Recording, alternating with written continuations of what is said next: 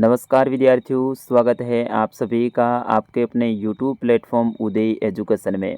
विद्यार्थियों, आज के इस वीडियो में लेके आया हूँ राजस्थान बोर्ड परीक्षा 2025 की दृष्टि से इम्पोर्टेंट कक्षा 10वीं का सामाजिक विज्ञान का पेपर, जो कि आपके आने वाले बोर्ड एग्जाम की दृष्टि से वेरी मोस्ट इम्पोर्टेंट और वरदान साबित होने वाला है।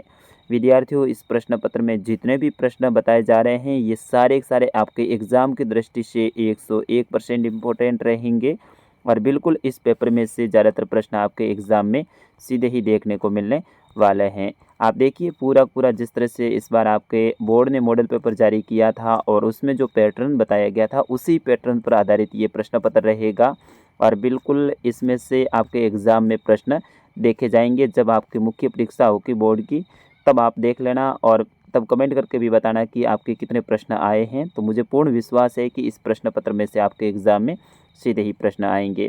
तो विद्यार्थियों, इसे अंत तक देखें और हाँ, आपको पेपर डाउनलोड करना है तो भी मैं बताने वाला हूँ कि किस तरह से आप डाउनलोड करेंगे, तो इस वीडियो को आप अंत तक देख लीजिए।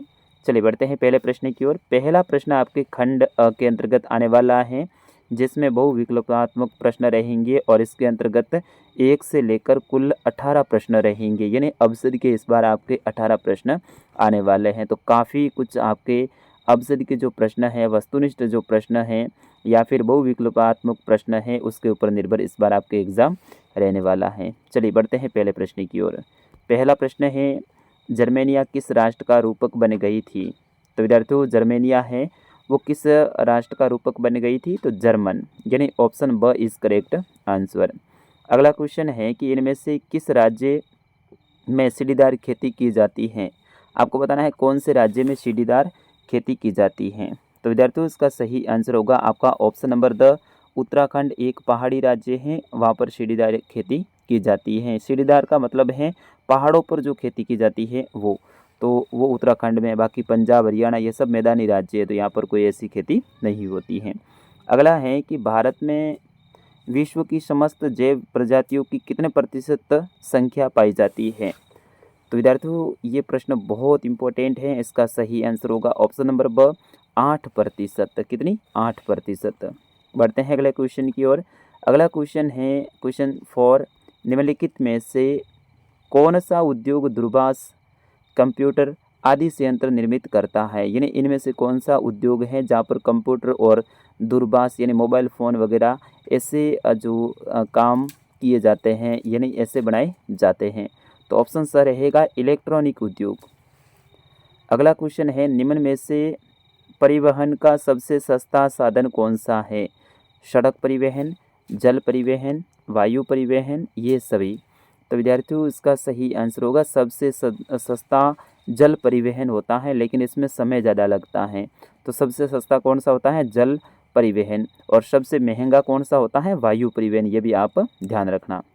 अगला क्वेश्चन है, आधुनिक छापेखाने का आविष्कार किसने किया था? आपको बताना है आधुनिक छापेखाने का आविष्कार किसने किया था? तो विद्यार्थियों, इसका सही आंसर होगा आपका ऑप्शन नंबर ब होहान गुटेरवर्ग। ऑप्शन ब इज करेक्ट आंसर। अगला क्वेश्चन है, निम्न में से किसे एक नए युग का पहला प्रतीक कहा गया है? तो विद्यार्थियों, इसका सही आंसर होगा आपके जो 7वां क्वेश्चन है, इसमें ऑप्शन और रहेगा कपास को। 8वां क्वेश्चन है, ब्रिटेन वुड्स सम्मेलन में किस संस्था की स्थापना की गई है? तो विद्यार्थियों, इसका सही आंसर होगा ऑप्शन ब अंतर्राष्ट्रीय मुद्रा कोष की। अगले प्रश्न की ओर बढ़े उससे पहले आपसे विनंती रहेगी, अभी तक आपने वीडियो को लाइक नहीं किया है तो विद्यार्थियों वीडियो को लाइक कर दीजिए। 9वां प्रश्न है, बंगाल गजट पत्रिका का संपादन किसने किया? तो विद्यार्थियों, इसका सही आंसर होगा ऑप्शन ब जेम्स ऑगस्टन हिस्की ने। अगला क्वेश्चन है 10वां, श्रीलंका में गृह युद्ध का अंत कब हुआ? आपको बताना है श्रीलंका में गृह युद्ध का अंत कब हुआ? तो विद्यार्थियों, इसका सही आंसर होगा ऑप्शन द 2009 में। आप आपस में सिंहली समुदाय और जो दूसरे समुदाय हैं वे आपस में, और कई सारे समुदाय थे यहाँ पर जो कि आपस में गृह युद्ध में शामिल हुए थे। तो इस तरह से ये गृह युद्ध श्रीलंका में चल रहा था। अगला क्वेश्चन है, भारतीय संविधान में निम्न में से कौन सा विषय संघ सूची में रखा गया है? Very most important. संघ सूची में कौन सा रखा गया है? तो इसमें ऑप्शन अ रहेगा प्रतिरक्षा का। 12वां क्वेश्चन है, धर्म को किसी भी राजनीति से अलग नहीं किया जा सकता है, यह कथन किसका है? यह आपको बताना है, यह कथन किसका है। तो विद्यार्थियों इसका सही आंसर होगा ऑप्शन ब महात्मा गांधी का।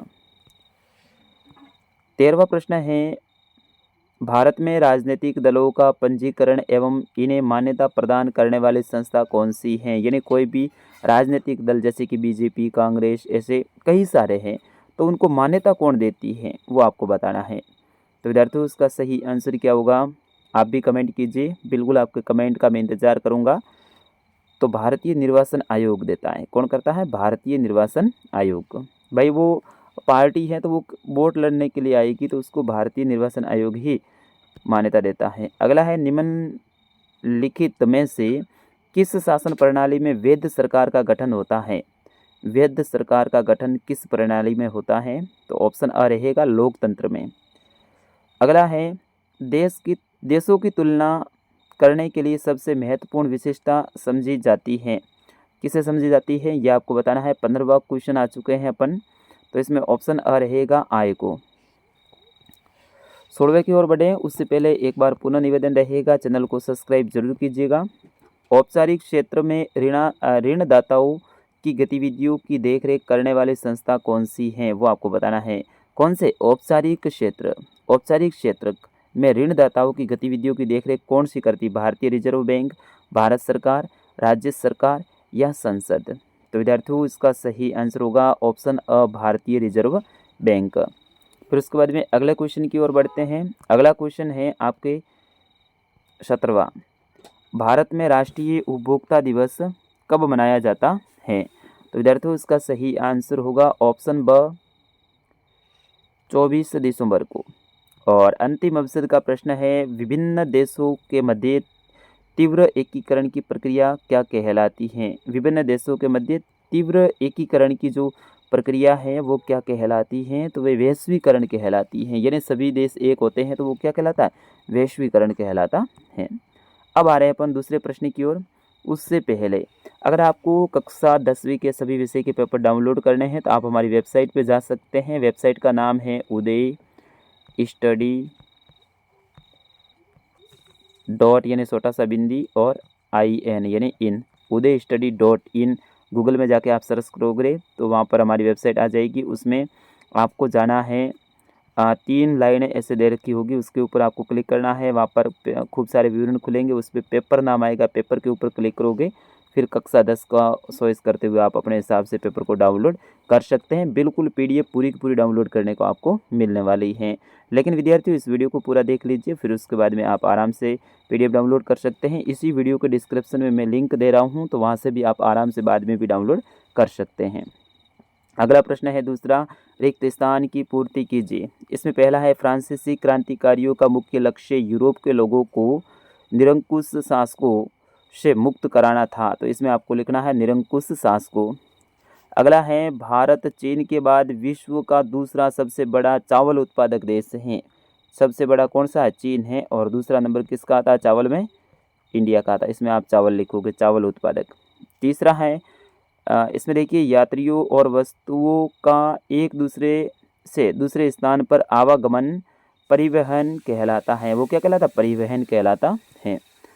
चौथा रिक्त स्थान है, लोकतांत्रिक शासन व्यवस्था राजनीतिक समानता पर आधारित होती है। और अगला है, तृतीय क्षेत्र को सेवा क्षेत्र भी कहते हैं। ये प्रश्न वेरी वेरी मोस्ट इम्पोर्टेंट है। अगला है, सूचना और संचार प्रौद्योगिकी के विकास से भी विश्व स्तर पर खाली जगह में वृद्धि हुई है। तो इसमें रहेगा व्यापार में वृद्धि हुई है। अब आगे के जो क्वेश्चन हैं ये वेरी वेरी मोस्ट इम्पोर्टेंट रहेंगे। बिल्कुल इस बार आपके छोटे छोटे अति लघुतरात्मक प्रश्न हैं, वो कुल 12 आने वाले हैं। इसमें पहला प्रश्न देखिए, ब्रिटेन वुड्स की जुड़वा संतान किसे कहा जाता है? आपको बताना, ब्रिटेन वुड्स की जुड़वा संतान किसे कहा जाता है? तो विद्यार्थियों इसका सही आंसर होगा विश्व बैंक और अंतर्राष्ट्रीय मुद्रा कोष को ब्रिटेन वुड्स की जुड़वा संतान भी कहा जाता है। किसको? विश्व बैंक और अंतर्राष्ट्रीय मुद्रा कोष। इसमें आपको लिखना है। दूसरा प्रश्न है, मुद्रण की सबसे पहली तकनीक किस देश में विकसित हुई? मुद्रण की सबसे पहली जो तकनीक है वो किस देश में विकसित हुई थी? तो विद्यार्थियों वो हुई थी आपके जो अपना पड़ोसी देश है चीन और जापान और कोरिया में। चीन, जापान और कोरिया इसमें आपको लिखना है। अगला प्रश्न है गुलामगिरी के रचयिता कौन थे? गुलामगिरी जो पुस्तक है इसके रचयिता कौन थे? तो इसके रचयिता थे ज्योतिबा फूले। कौन थे विद्यार्थियों? ज्योतिबा फूले। अगला प्रश्न है मानस बाग रिजर्व किस राज्य में स्थित है? बिल्कुल इजी सा प्रश्न। मानस बाग ये अपने हैं असम राज्य में। किस में है? असम में। अगला है किसी देश के आर्थिक विकास की रीढ़ किसे कहा जाता है? किसी देश के आर्थिक विकास की रीढ़ है वो किसे कहा जाता है? तो विद्यार्थियों इसका सही आंसर क्या होगा? विनिर्माण को कहा जाता है। किसको कहा जाता है? विनिर्माण को कहा जाता है। अगला प्रश्न है भारत में 3 रेल गेज कौन कौन से हैं? बहुत इंपॉर्टेंट ये प्रश्न है। भारत में 3 रेल गेज कौन कौन से? एक लिखना है ब्रॉड गेज यानी ब्रॉड गेज, दूसरा लिखोगे मीटर गेज और तीसरा लिखोगे नैरो गेज। दोबारा से बता रहा हूँ, ब्रॉड गेज, मीटर गेज और नैरो गेज, ये 3 हैं। अगला क्वेश्चन, किस देश में 2 समुदाय के बीच पारस्परिक अविश्वास से गृह युद्ध का रूप ले लिया था? अभी अवसर में भी अपन ने देखा था, वो देश है विद्यार्थियों श्रीलंका। कौन सा है? श्रीलंका। और इसमें गृह युद्ध कब समाप्त हुआ था? अभी हाल ही में अपन ने अवसर वाला प्रश्न भी देखा था 2009 में। ये डेट भी आप याद रखना। अगला है सामाजिक असमानता का कौन सा रूप प्रत्येक स्थान पर दिखाई देता है? अगला देखिए, सामाजिक असमानता का कौन सा रूप प्रत्येक स्थान पर दिखाई देता है? विद्यार्थियों इसका सही आंसर क्या होगा? लैंगिक असमानता। कौन सी? लैंगिक असमानता। अगला है कौन सी शासन व्यवस्था अपनी कुछ कमियों के बावजूद भी पूरे विश्व में स्वीकार्य है? तो ऐसी कौन सी है विद्यार्थियों, वो आपको बताना है। तो इसमें रहेगा लोकतांत्रिक शासन व्यवस्था। अगला है भारतीय मुद्रा किस नाम से जानी जाती है? एकदम से इजी प्रश्न। भारतीय मुद्रा है वो किस नाम से जानी जाती है? भारतीय रुपया। भारतीय रुपया, ठीक है, ये अपने मुद्रा है, इसका नाम है। अगला प्रश्न है वैश्वीकरण किसे कहते हैं? तो विद्यार्थियों वैश्वीकरण किसे कहते हैं? विभिन्न देशों के मध्य या परस्पर संबंध और तीव्र एकीकरण की प्रक्रिया को वैश्वीकरण कहते हैं। दोबारा से मैं बता देता हूँ, विभिन्न देशों के मध्य या मध्य परस्पर जो संबंध और तीव्र एकीकरण की जो प्रक्रिया होती है उसे वैश्वीकरण कहते हैं। और छोटे प्रश्नों में अंतिम प्रश्न रहेगा उपभोक्ता के किन्हीं 2 अधिकारों के नाम लिखिए। तो इसमें आप लिखोगे सुरक्षा का अधिकार, दूसरा लिखोगे सूचना पाने का अधिकार। सुरक्षा और सूचना पाने का अधिकार। अब आपके आ रहा है खंड ब, इसके अंतर्गत 2 और 3 नंबर के प्रश्न रहने वाले हैं जिसकी उत्तर सीमा आपके रहेगी 50 शब्दों की। इसमें चौथा प्रश्न देखिए, नेपोलियन संहिता क्या थी? तो नेपोलियन ने 1804 ईस्वी में एक नागरिक संहिता का निर्माण किया था जिसे नेपोलियन की संहिता के नाम से जाना जाता है। इस संहिता में जन्म पर आधारित विशेषाधिकार समाप्त कर दिए थे तथा कानून के समक्ष समानता व संपत्ति के अधिकार को सुरक्षित बनाया गया था। तो इस तरह से ये नेपोलियन की संहिता है।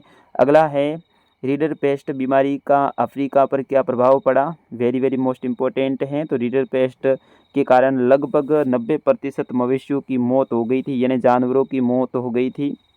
अफ्रीका के निवासियों की आजीविका का मुख्य साधन समाप्त हो गया था, जिसके परिणाम स्वरूप संपूर्ण अफ्रीका धीरे धीरे यूरोपीय उपनिवेशकारों का गुलाम बन गया था, क्योंकि उनके पशु हैं वो 90% मर गए थे। मतलब 100 पशु हैं तो उनमें से 90 पशु हैं वो एकदम से गांव में समाप्त हो गए। इस तरह से बहुत खतरनाक ये बीमारी हुई थी, पशुओं की बीमारी थी, ठीक है ना, ये ध्यान रखना है। अगला है संसाधन नियोजन क्यों आवश्यक है? छठा प्रश्न है संसाधन नियोजन क्यों आवश्यक है? तो इसमें अधिकांश संसाधनों की आपूर्ति सीमित होती है, साथ ही अधिकांश संसाधनों का वितरण संपूर्ण जो देश में समान नहीं है, अतः समुचित वितरण हेतु नियोजन बहुत आवश्यक है। अगला प्रश्न है रबड़ की कृषि के लिए आवश्यक भौगोलिक परिस्थितियों का वर्णन करना है। तो ये आपको ध्यान रखना है। रबड़ की खेती के लिए पहला मैं बता देता हूँ, इसमें जो मेन रहेगा, रबड़ की खेती मध्य यूरोपीय उष्ण एवं उपोष्ण जलवायु वाले प्रदेशों में की जाती है। इस कृषि के लिए नम तथा आर्द्र जलवायु की आवश्यकता होती है। इसके लिए 25 डिग्री सेल्सियस से अधिक तापमान की आवश्यकता होती है और इनकी कृषि के लिए 200 सेमी से अधिक वार्षिक वर्षा भी होनी चाहिए। अगला प्रश्न है सतह की साझेदारी क्या है? आपके अर्धवार्षिक परीक्षा में भी आया था विद्यार्थियों, ये आपको याद कर लेना है। सतह की साझेदारी एक नीति है जिसके अंतर्गत देश के शासन में समाज के सभी प्रमुख समूहों को सतह का एक स्थायी भाग प्रदान किया जाता है। जातीय एवं सांस्कृतिक विभिन्नताओं के कारण विभाजित समाज में झगड़े सुलझाने का यह एक सार्थवान हथियार है। श्रीलंका में ऐसा नहीं हुआ था, सत्ता की साझेदारी नहीं हुई थी, तभी तो ये गृह युद्ध हुआ था, वो भी आपको पता होगा। अपन ने बेल्जियम ब्रुसेल्स वाले भी कुछ उदाहरण देखे थे अपने जो राजनीति विज्ञान की बुक है उसमें, तो बिल्कुल ये आपको वेरी मोस्ट इम्पोर्टेंट प्रश्न रहेगा सत्ता की साझेदारी। चलिए अगला प्रश्न है धर्म और राजनीति के संबंध में गांधी जी के क्या विचार थे, वो आपको बताना है। 10वां प्रश्न है भारतीय अर्थव्यवस्था में द्वितीय क्षेत्र के महत्व के कोई 4 सूत्र आपको लिखने हैं। द्वितीय क्षेत्र के 4 सूत्र आपको लिखने हैं, तो ये भी बहुत इंपॉर्टेंट हैं। जैसे कि द्वितीय क्षेत्र है प्राथमिक और तृतीयक के विकास को बढ़ावा देता है, यह लोगों को रोजगार प्रदान करता है, रोजगार में इस क्षेत्र की हिस्सेदारी लगभग 25% है और भारत के जीडीपी में भी द्वितीय क्षेत्र लगभग 2% योगदान देता है। इस तरह से इसमें आप लिख सकते हैं। 11वां प्रश्न है जीडीपी, जैसे ही मैंने बोला जीडीपी के ऊपर ही प्रश्न आ गया। सकल घरेलू उत्पाद की गणना करते समय केवल अंतिम वस्तुओं एवं सेवाओं को ही क्यों सम्मिलित किया जाता है, ये आपको बताना है। अब प्रश्न ज़्यादा है विद्यार्थियों, तो मैं थोड़ा सा फास्ट बताऊंगा। इन प्रश्नों को आप स्क्रीनशॉट ले लीजिए और याद कीजिए। सरकारें अधिक विदेशी निवेश आकर्षित करने का प्रयास क्यों करती हैं? 13वां प्रश्न है विकास में शिक्षा के महत्व को स्पष्ट आपको करना है। अब आगे जो खंड आ रहा है वो आ रहा है खंड श, इसमें रहेंगे दीर्घ उत्तरीय प्रश्न, लगभग 4 नंबर के आपके रहने वाले हैं। तो 14वां प्रश्न है विक्टोरिया कालीन ब्रिटेन में कुलीन एवं पूंजीपति वर्ग द्वारा हस्तनिर्मित वस्तुओं को पसंद किया जाता था, स्पष्ट करना है। अथवा में ऑप्शन रहेगा इसी में, अथवा में प्रश्न रहेगा आपके लिए 20वीं सदी के प्रथम दशक तक भारत में औद्योगिकरण की व्यवस्था में आए परिवर्तनों का वर्णन करना है। 15वां प्रश्न है कि तीव्र शहरीकरण से जल दुर्बलता को बढ़ाया है, व्याख्या करनी है। अथवा में रहेगा इनके स्पष्ट करने हैं, जैसे जल प्रबंधन और जलीय चक्र। 16वां प्रश्न है 1992 में संविधान संशोधन के पहले और बाद के स्थानीय शासन के महत्वपूर्ण अंतरों को बताना। अथवा में ऑप्शन रहेगा गठबंधन सरकार से आप क्या समझते हैं। 17वां प्रश्न है भारत की अर्थव्यवस्था में बैंकों की भूमिका बतानी है। अथवा में ऑप्शन रहेगा भारत में ऋण व्यवस्था की क्या समस्याएं हैं, ये आपको लिखना है। फिर अगला जो खंड आएगा वो आपका आएगा खंड द, और इसके अंतर्गत 6 से 8 नंबर के प्रश्न रहने वाले हैं। इसमें देखिए 18वां प्रश्न रोलेक्ट एक्ट क्या था? गांधी जी द्वारा एक्ट का विरोध एवं ब्रिटिश सरकार की दमनकारी नीति का वर्णन करना है। अथवा ऑप्शन रहेगा सत्याग्रह ऐसे अहिंसा, गांधी जी के विचार को स्पष्ट करना है। 19वां प्रश्न है राजनीतिक दल से क्या तात्पर्य है? भारत में राजनीतिक दलों के सुधार हेतु 4 सुझाव देने हैं। रट के जाना विद्यार्थियों इस प्रश्न को, वेरी मोस्ट इंपॉर्टेंट है सत्याग्रह वाला और ये दोनों ही राजनीतिक वाला, ठीक है ना, राजनीतिक दलों वाला। अगला है राजनीतिक दलों के सामने प्रमुख चुनौतियां क्या है, विवेचना करनी है। और अंतिम प्रश्न आपका रहेगा मानचित्र में इन स्थानों को आपको दर्शाना है।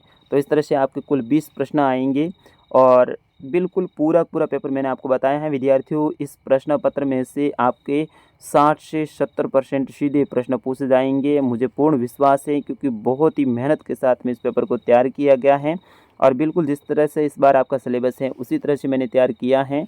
तो इस प्रश्न पत्र में से आपके एग्ज़ाम में सीधे ही प्रश्न पूछे जाएंगे। और हाँ, अभी तक आपने उदय स्टडी हमारी वेबसाइट है उसको विजिट नहीं किया है तो विद्यार्थियों कर लीजिए।